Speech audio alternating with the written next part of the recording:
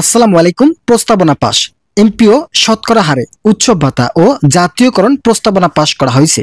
ইতিমধ্যে নতুন একটি প্রতিবেদন প্রকাশিত হয়েছে। আজকের এই ভিডিওটিতে আমি এই প্রতিবেদনের সকল বিষয়ে বিস্তারিত আলোচনা করতেছি। আপনারা অবশ্যই ভিডিওটি প্রথম থেকে শেষ পর্যন্ত ধৈর্য সহকারে দেখবেন। ভিডিওটি শুরু করার পূর্বে এখনো যারা আমাদের এই চ্যানেলের নতুন সদস্য আছেন তারা সাবস্ক্রাইব করে পাশে থাকা বেল আইকনটি অল করে দিন। অবশেষে এমপিও শিক্ষকদের শতকরা হারে উৎসব ভাতা বৃদ্ধি করা হয়েছে। এছাড়াও জাতীয়করণের জন্য নতুন একটি সিদ্ধান্ত অর্থ মন্ত্রণালয় পাঠিয়েছে কর্তৃপক্ষ। মাউসি কর্তৃপক্ষ জানিয়েছে দ্রুত সময়ের মধ্যে সকল কার্যক্রম শেষ করা হবে। এছাড়াও এমপিও শিক্ষকদের জন্য গতকাল একটি গুরুত্বপূর্ণ তথ্য প্রকাশ করেছে।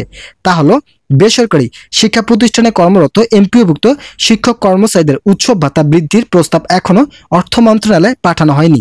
মাধ্যমিক ও উচ্চশিক্ষা অধিদপ্তর মাউসি থেকে প্রাপ্ত তথ্য বিবরণী পর্যালোচনা শেষে প্রস্তাব পাঠানো হবে বলে জানা গেছে।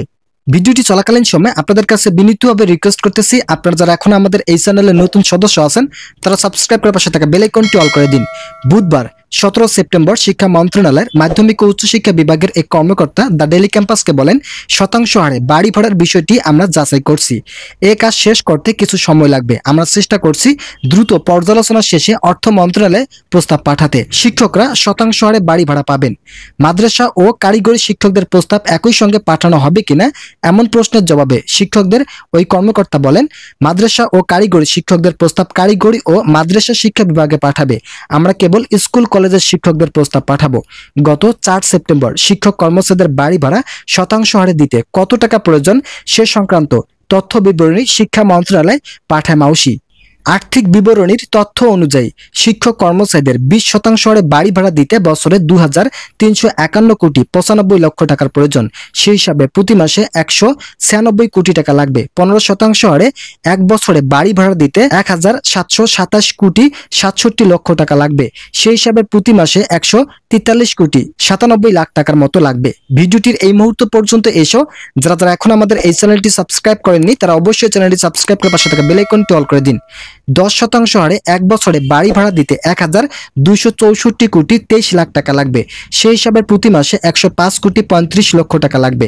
5% হারে এক বছরে বাড়ি ভাড়া দিতে 975 কোটি 60 লক্ষ টাকা লাগবে। সেই হিসাবে প্রতি মাসে 81,030 লাখ টাকা লাগবে।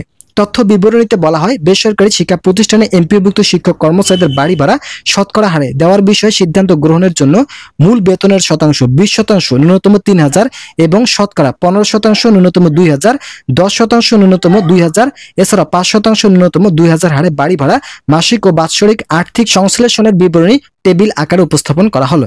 এমন পরিস্থিতিতে বেসরকারি শিক্ষা প্রতিষ্ঠানে এমপিওভুক্ত শিক্ষক কর্মচারীদের বাড়ি ভাড়া শতকরা হারে দেওয়ার বিষয়ে সিদ্ধান্ত গ্রহণের জন্য আর্থিক সংশ্লেষণ বিবরণী পরবর্তী প্রয়োজনীয় যথার্থে নির্দেশক্রমে পাঠানো হয়েছে। তো ইতিমধ্যে এই বিষয়ে একটি প্রতিবেদন প্রকাশিত হয়েছে। আজকের এই ভিডিওটিতে আমি এই বিষয়ে বিস্তারিত আলোচনা করলাম। আশা করি ভিডিওটি থেকে অনেক উপকার পেয়েছেন। যদি উপকার পেয়ে থাকেন তাহলে অবশ্যই চ্যানেলটি সাবস্ক্রাইব করে পাশে থাকা বেল আইকনটি অল করে দিন।